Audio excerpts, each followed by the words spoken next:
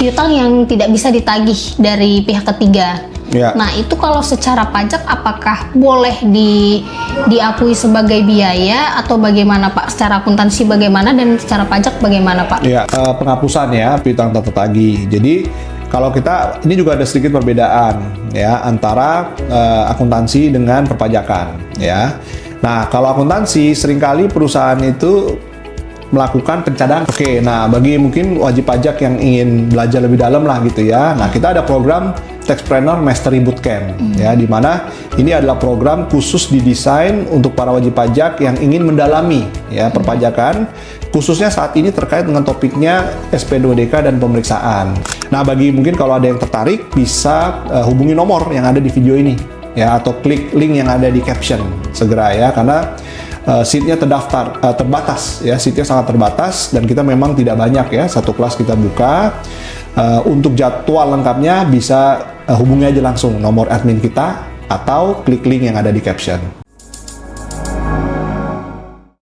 Lalu Pak, kalau misalnya dasar untuk nentuin kita mulai melakukan penyusutan itu sebenarnya wajib pajak bisa menyampaikan, ada aturan khususnya nggak ya Pak? Jadi kalau terkait dengan kapan dimulainya penyusutan ya, nah ini juga diatur di Undang-Undang PPH kita pasal 11 gitu ya.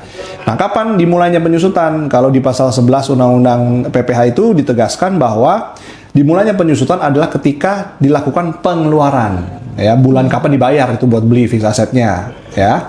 Kecuali asetnya itu masih dalam proses pembangunan ya, kalau saya nggak salah tuh ya, pembangunan gitu. Jadi itu dimulainya kapan? Ketika telah selesai masa pembangunannya. Jadi kita harus lihat nih, kalau secara umum memang pada saat dia bayar udah gitu. Tetapi kalau memang asetnya contohnya sedang dalam proses pembangunan ya, atau di pemasangan ya, asetnya besar misalkan begitu ya. Nah, itu dimulainya ketika telah selesai. Baik, lanjut Pak, itu tadi untuk fix aset. Lanjut kalau misalnya ini dia wajib pajak memiliki piutang yang tidak bisa ditagih dari pihak ketiga. Ya. Nah, itu kalau secara pajak apakah boleh diakui sebagai biaya atau bagaimana Pak? Secara akuntansi bagaimana dan secara pajak bagaimana Pak? Ya. Nah, terkait dengan penghapusan ya piutang tak tertagih. Jadi kalau kita, ini juga ada sedikit perbedaan ya antara akuntansi dengan perpajakan ya. Nah, kalau akuntansi seringkali perusahaan itu melakukan pencadangan ya, pencadangan atas piutang tak tertagih. Nah, itu secara pajak tidak boleh diakui full. Jadi misalnya pencadangan ada biaya piutang tak tertagih pada cadangan ya, piutang. Nah, kenapa? Karena itu masih bersifat estimasi kan, cadangan.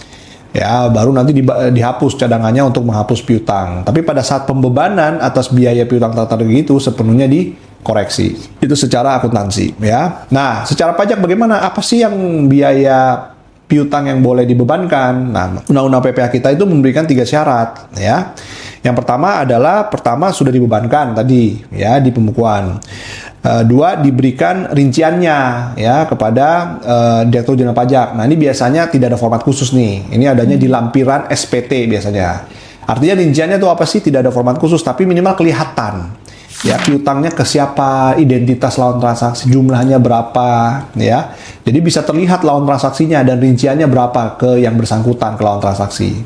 Nah, kemudian yang ketiga ini boleh pilih gitu. Yang ketiga ini intinya secara legalitas lah ya. Legalitas pertama, kalau nggak tertagih kan berarti harus sudah dimasukkan ke pengadilan negeri ya kan, atau sudah dipublikasikan ini orang nggak bayar gitu ya, atau ada perjanjian ya penghapusan piutang, atau minimal ada pengakuan dari lawan transaksi si debiturnya gitu ya. Oh iya, bahwa kita dihapus utangnya gitu. Dan 3 syarat ini harus dipenuhi secara kumulatif tadi supaya si krediturnya yang memberikan utang bisa membiayakannya. Nah, itu juga berarti kantor pajak buat apa seperti ini ya? Filosofinya sebenarnya adalah supaya debiturnya kena pajak gitu. Karena salah satu penghasilan adalah, definisi penghasilan adalah penghapusan utang. Nah, jadi Dirjen Pajak, oke, kamu boleh membiayakan. Artinya kan sebagai biaya mengurangi PPh badan, betul ya? Nah, tapi lawan transaksinya harus store pajak karena dia ada penghasilan. penghasilan penghapusan utang namanya. Nah, dia kan punya utang, nah tapi utangnya nggak dibayar, maka ada namanya penghasilan dari penghapusan utang. Itu kena PPh badan normal ya. Tarifnya 22% kan gitu ya. Selanjutnya nih Pak, tadi piutang. Kalau ini misalnya yang paling sering wajib pajak nih dapat ada biaya promosi atau biaya pemasaran. Jadi ada biaya marketing untuk pemasaran produk dan lain-lain. Nah, itu dikenakan koreksi nih Pak sama kantor pajak. Itu biasanya karena apa dan gimana kita menanggapinya Pak? Oke, nah ini terkait dengan biaya promosi. Ya, biaya promosi ini juga sangat sering ya terjadi koreksi ya dalam praktek gitu. Nah, biaya promosi, biaya marketing gitu ya. Kenapa? Karena di beberapa industri jumlahnya luar biasa besar gitu ya. Nah, jadi sebenarnya secara pajak itu seperti apa sih yang terjadi koreksi? Nah, kantor pajak itu melakukan koreksi karena dua hal biasanya. Yang pertama adalah terkait dengan syarat formalnya tidak terpenuhi. Jadi syarat bahwa biaya promosi itu bisa dibebankan adalah wajib pajak membuat daftar nominatif promosi. Ya, itu sudah diatur di PMK 2 ya, PMK nomor 2 ya. Nah, jadi di situ ada daftar nominatif biaya promosi. Ya, dirincikan biayanya apa, kemudian jumlahnya berapa, ya, jenisnya apa, kemudian apabila itu objek PPh diminta disebutkan bukti pemotongan PPh-nya. Nah, banyakan wajib pajak tidak mengisi tidak lengkap. Ya, atau mengisi tapi dimodif tabelnya. Tabelnya dihapus, dikurangi, wah tabelnya nah dirubah gitu ya bentuknya. Nah, jangan. Ya, jadi harus diisi dengan lengkap, dengan jelas gitu ya. Jangan merubah tabelnya gitu ya. Artinya nambahin kolom atau ngurangin kolom. Nah, dulu Pak ini kan nggak ada gunanya nih Pak, saya hapus aja kolomnya ya 2 biji 3 biji. Nah, akhirnya dikoreksi sama pemeriksa gitu karena syarat formalnya tidak terpenuhi. Daftar nominatifnya tidak sesuai dengan peraturan Menteri Keuangannya.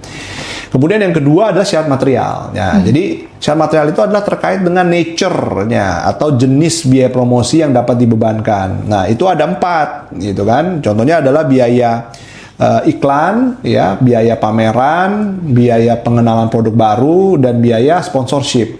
Nah, itu berarti apa? Jadi kalau kita mau mengeluarkan biaya promosi yang boleh dibebankan secara pajak itu adalah 4 ini gitu.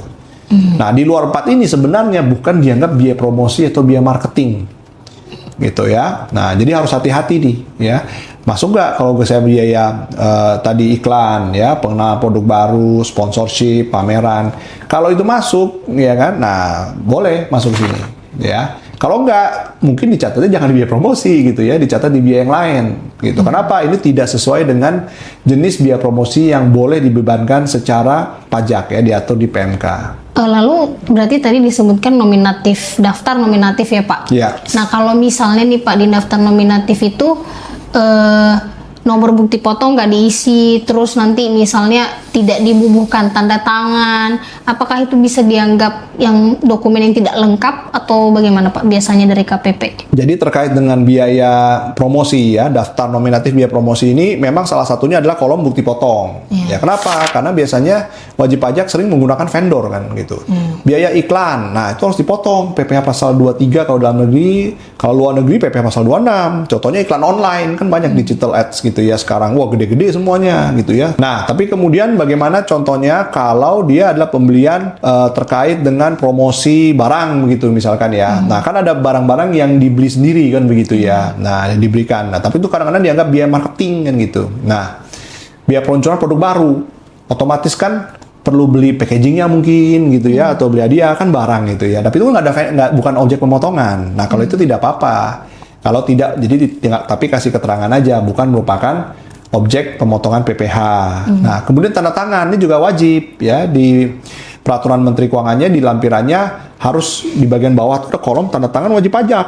Jadi wajib pajak wajib ya ditandatangani oleh pengurus ya, contohnya direktur yang berhak gitu kan sesuai akta. Gitu. Jadi jangan lupa ya harus dilampirkan. Kemudian juga ditandatangani, diisi dengan lengkap, bukti potong, PPh juga termasuk kalau memang itu merupakan objek PPh. Nah, selanjutnya kalau ini untuk terkait biaya pembelian barang. Oke. Nah, ini kan biasa nih Pak, wajib pajak dagang gitu ya. Iya, nah, pembelian barang gitu ya. terus dia lapor di SPT badan sama di PPN-nya. Nah, Ya. itu bagaimana tuh Pak cara ekualisasinya atau gimana Pak? Kalau misalnya kita disuratin sama kantor pajak. Oke, jadi pertama secara akuntansi dulu ya, perlu kita pahami di sini bahwa pembelian itu tidak selalu sama dengan HPP. Nah, harga pokok penjualan itu tidak selalu sama, ya. Pembelian itu kalau di SPT dilaporkan di mana? Di lampiran 1771 Romawi 2. Gitu ya. Di situ kelihatan tuh ada persediaan awal, karena rumusnya HPP itu apa sih? Persediaan awal ditambah pembelian dikurangi persediaan akhir. Itu kan HPP. Ya, kalau persediaan awal dan persediaan akhirnya sama percis, baru pembelian sama dengan HPP. Kan gitu rumusnya. Ya. Nah, tapi terkadang jarang ya, kadang-kadang persediaan awal, persediaan akhir, kecuali benar-benar nol habis misalkan, wah bagus gitu. Tapi kan kadang-kadang ada stok di akhir tahun, stok di awal tahun. Nah, terkadang ada yang berbeda gitu ya. Jadi itu yang harus dipahami, penempatannya dulu gitu ya. Nah, kemudian yang kedua, ekualisasinya. Nah, wajib pajak ketika sudah melaporkan SPT PPh Badan, kan ada tuh pembelian di lampiran 2 HPP, di lampiran 8A-nya kan gitu ya, HPP. Nah, kantor pajak sering melakukan ekualisasi. Ya, either dari pembeliannya atau langsung dari HPP-nya gitu. Nah, ya yang lebih tepatnya sebenarnya lebih akurat harusnya di pembelian gitu ya. Karena kalau HPP kan dia akan baru dicatat ketika terjadi penjualan. Pertanyaannya kan kalau kita pembelian dari faktur pajak masukan kan ketika kita beli, ya bukan kita jual kan itu. Jadi kalau diekualisasi dari HPP menurut saya tidak tepat. Ya, yang benar diekualisasi harusnya dari pembelian. Kemudian ketika kita pembelian gitu ya, nah itu harus dilihat juga kan tidak semua supplier kita itu PKP ataupun ada juga yang non PKP kan begitu ya. Kalau pembelian kita semuanya pembuka faktur pajak PKP semua ya oke, kita bisa melakukan ekualisasi antara pembelian dengan faktur pajak masukan. Tetapi ada juga pembelian yang non dari PKP, ya kan? Artinya apa? Ya memang penjualnya belum wajib PKP. Nah, ini yang biasanya menjadi isu dalam praktek. Nah, bagaimana memitigasi resiko perpajakannya? Biasanya kita selalu menyarankan kepada para wajib pajak gitu ya, agar membuat dokumentasi tambahan. Misalkan adalah surat konfirmasi atau surat pernyataan dari supplier tersebut bahwa supplier tersebut memang adalah bukan PKP atau belum wajib untuk dikukuhkan sebagai PKP sehingga tidak memungut PPN dan menerbitkan faktur pajak kan gitu ya. Nah, jadi supaya apa? Kita tidak disalahkan sama kantor pajak. Oh, ini harusnya kenapa nggak ada PPN-nya?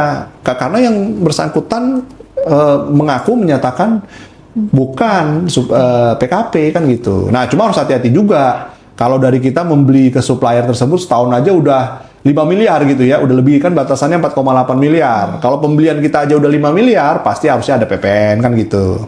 Tapi kan masalahnya kalau suppliernya kita beli cuma 100 juta, 200 juta setahun, kan kita nggak tahu omset yang lain dari customer yang lain berapa kan gitu ya. Tapi kalau dari kita sendiri udah lebih dari 4,8 miliar, pasti harus ada PPN dan faktur pajaknya. Kalau misalnya wajib pajak ketika mengakui pendapatan ke pelanggan nih Pak. Mengakui pendapatan, oke, ya. Mendapatkan bukti potong.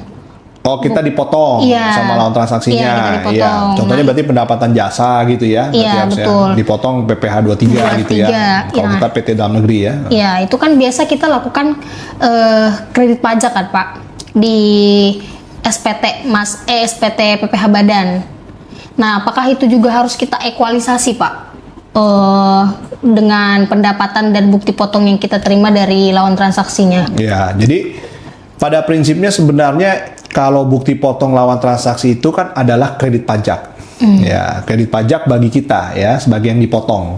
Kredit pajak itu adalah untuk mengurangi ya PPh terutang di akhir tahun ya, menjadi pajak yang harus dibayar. PPh terutang dikurangi kredit pajak, pajak yang harus masih dibayar kan gitu kan. Nah, sebenarnya kredit pajak ini kan nggak ada kewajiban ya untuk dikreditkan. Kan ini hak dari wajib pajak gitu ya. Cuma kantor pajak ada satu pandangan ya yang konsisten di mana-mana semua kantor pajak, kalau kredit pajaknya tidak dilaporkan berarti ada penghasilan yang belum dilaporkan. Nah, tapi kan tidak seperti itu ya seharusnya ya, tidak serta-merta lah ya seperti itu, mungkin bisa mungkin enggak ya. Harus dikonfirmasi lagi kan begitu oleh, artinya direview pencatatannya, kemudian pelaporan pendapatannya apakah sudah sesuai atau belum kan gitu ya. Jadi kredit pajak ini PPh pasal 23 ini contohnya menjadi penting gitu. Kenapa? Karena kalau tidak dilaporkan secara lengkap, kantor pajak menganggap oh berarti ada penghasilan juga yang belum dilaporkan gitu. Itu satu. Dua adalah terkait dengan perbedaan pemotongan. Contohnya misalkan kita sudah memberikan jasa di November atau Desember. Kita baru nagih mungkin kan bisa di Januari setelah proyeknya selesai ya, atau kita bahkan boleh nagih di Desember. Tapi kan baru dibayar mungkin bisa 30 hari kemudian, contohnya di Januari. Nah, bukti potong PPh 23-nya itu masa Januari tahun berikutnya. Nah, itu menjadi timing different, tidak bisa dikreditkan di SPT. Nah, itulah perlu equalisasi. Bukan berarti saya nggak laporkan, saya laporkannya di Januari atau Februari atau Maret tahun depan. Kenapa? Karena baru dibayar dan dipotong serta diterbitkan bukti potong oleh lawan transaksinya, oleh customer ya, di tahun depan gitu. Dan sebaliknya, mungkin ada pendapatan yang sudah diakui di November-Desember tahun lalu, baru dapat bukti potongnya di awal tahun, di Januari. Nah, kan pendapatannya sudah diakui di tahun sebelumnya. Nah, disitulah pentingnya, contohnya adalah ekualisasi. Nah, satu case juga yang penting ya, ini adalah supaya wajib pajak ini harus hati-hati, jangan males gitu, males tanda kutip. Artinya apa? Kan seringkali bukti potong tuh banyak gitu ya. Banyak PPh sudah bisa ratusan, ribuan, bisa puluhan ribu bahkan kalau perusahaan yang gede gitu kan. Nah, perusahaan software atau perusahaan jasa. Nah, ketika di input di SPT itu harus satu persatu per bukti potong. Ya bisa diimpor sekarang gitu ya. Jangan langsung di gelondongan, semua PPh 23 jasa dijadiin satu baris gitu kan. Nama kita siapa, WP totalnya berapa. Nah, itu tidak boleh. Ya. Nah, itu bisa berpotensi dilakukan koreksi oleh kantor pajak. Karena banyak kan, udah anggap aja namanya pemotongnya siapa? WP sendiri. WP sendiri totalnya berapa, bukti sudah dipotong berapa. Nah, itu tidak boleh ya. Itu bisa berpotensi tidak diakui kredit pajaknya oleh kantor pajak. Itu harus rinci bukti potong per bukti potong. Ada 1000 ya kita input, ada 1000 bukti potong ke dalam SPT. Dan juga harus hati-hati. Ya, ada WP, kita pernah lihat karena ada ribuan gitu ya, sering selip gitu ya. Mungkin misalnya nomor 59 namanya A, nomor 60 namanya B. Kebalik dia tulis 59 namanya B, 60 namanya A. Gitu kan. Nah, salah kebalik dia. Nah, kantor pajak melakukan pengecekan. Oh, ternyata bukti potong nomor sekian ini nggak ada di sistem. Ternyata usut punya usut, salah input. Nah, ya tapi kita cari ternyata kredit pajaknya ada gitu ya. Nah, itu pun harus naik ke keberatan banding gitu ya. Di pemeriksaan tetap dikoreksi. Gitu. Nah, jadi harus hati-hati tetap terkait dengan kredit pajak ini. Ya. Lalu apakah si bukti potongnya itu harus kita minta dan kita harus punya scan kopinya apa gimana tuh Pak? Ya, kalau dulu iya, kenapa bukti potong itu uang pajak yang sudah dibayar. Ya, sudah dibayarkan melalui lawan transaksi kita. Jadi kita mesti minta bukti potong yang asli, tanda tangan dan stempel. Nah, tapi kalau sekarang sudah enak. Kenapa? Sudah e-bupot. Ya, kalau e-bupot berarti wajib pajak cukup menyimpan scan kopinya saja kan? Kan scan kopi, tinggal barcode-nya yang di scan gitu. Karena sudah elektronik ya, tidak lagi ditandatangani secara manual, sehingga wajib pajak bisa menyimpan ya soft copy atau soft filenya saja gitu ya. Yang kedua, sekarang juga lebih praktis. Kenapa? Ada menu pre-populated gitu ya. Jadi PPh 23 misalkan. Jadi kita bisa mengetahui ya bukti potong yang diterbitkan atas nama kita ya oleh lawan transaksi itu siapa saja. Jadi kita bisa minta gitu. Kalau dulu nggak ketahuan ya, dulu wajib pajak harus mengira buat catatan sendiri, mesti minta ke AR gitu kan. Kadang-kadang kalau AR-nya minta secara resmi ya, kita buat surat kan begitu ya, kita minta bukti potongnya, nanti kita kirimkan kan gitu ya, kita cek satu-satu. Nah, kalau sekarang sudah pre-populated gitu, jadi sudah kelihatan nih ya lawan transaksi mana saja atau belum dipotong gitu kan. Kok belum muncul ya di Cortex sekarang kan, di e-bupotnya pre-populatednya belum muncul, artinya bukti potongnya kan saya sudah dipotong nih, kok dia tidak menyetorkan. Ada juga nih berarti lawan transaksi. Iya kan, pembayaran itu sudah dipotong, ternyata PPh 23-nya belum distorkan sama lawan transaksi. Wah, ini kan berarti harus diminta nih lawan transaksinya. Kalau gitu jangan dipotong dong kan gitu kan. Pembayaran kita sudah dipotong PPh 23, tapi yang bersangkutan lawan transaksi tidak menerbitkan bukti potong, tidak distorkan. Wah, itu bisa kena sanksi tuh ya. baik sanksi administrasi ataupun pidana bahkan tuh, ya. Kalau seperti itu lawan transaksinya gitu ya. Ya, baik, terima kasih Pak. Ini sangat topik yang menarik mengenai koreksi-koreksi di dalam SP2DK Pak. Lalu Ya. bagaimana kalau misalnya wajib pajak ingin membahas lebih lanjut mengenai koreksi-koreksi SP2DK ini Pak? Oke, nah bagi mungkin wajib pajak yang ingin belajar lebih dalam lah gitu ya. Nah, kita ada program Taxpreneur Mastery Bootcamp ya, di mana ini adalah program khusus didesain untuk para wajib pajak yang ingin mendalami ya perpajakan, khususnya saat ini terkait dengan topiknya SP2DK dan pemeriksaan. Nah, di mana program ini kita desain 3 hari online course plus 1 hari live workshop seminar bersama saya. Nah, di sini di live workshopnya kita akan membahas mengenai tips dan trik menghadapi SP2DK dan pemeriksaan ya. Kemudian prosedurnya secara aturan itu seperti apa sih? Surat-surat yang harus disiapkan ya oleh wajib pajak seperti apa? Dan juga kita membahas studi kasus. Tadi seperti ini ya, ada 30 lebih studi kasus yang kita bahas baik untuk wajib pajak orang pribadi atau wajib pajak badan gitu ya. Nah, ini memang mungkin kalau di brevet kan lebih dasar-dasar gitu ya. Kalau sekarang ini kita lebih mendalami gitu ya, mendalami terkait dengan pengalaman kita dalam mendampingi wajib pajak ya, menghadapi SP2DK, pemeriksaan gitu ya. Nah, bagi mungkin kalau ada yang tertarik bisa hubungi nomor yang ada di video ini ya, atau klik link yang ada di caption segera ya, karena seatnya terbatas ya, seatnya sangat terbatas dan kita memang tidak banyak ya, satu kelas kita buka. Untuk jadwal lengkapnya bisa hubungi aja langsung nomor admin kita atau klik link yang ada di caption. Ya, baik Bapak Ibu sekalian yang tertarik mengenai pembahasan untuk SP2DK dan pemeriksaan, mungkin bisa langsung menghubungi nomor yang tertera di bawah ini. Terima kasih. Nah, itu dia pembahasan kita tentang SP2DK dan pemeriksaan pajak untuk wajib pajak badan. Semoga insight-nya bermanfaat dan bisa jadi bekal untuk para wajib pajak yang sudah menonton video ini. Jangan lupa dengerin episode selanjutnya karena masih akan banyak topik menarik yang akan kita bahas. Serta jangan lupa untuk like, komen, dan subscribe channel ini. Terima kasih.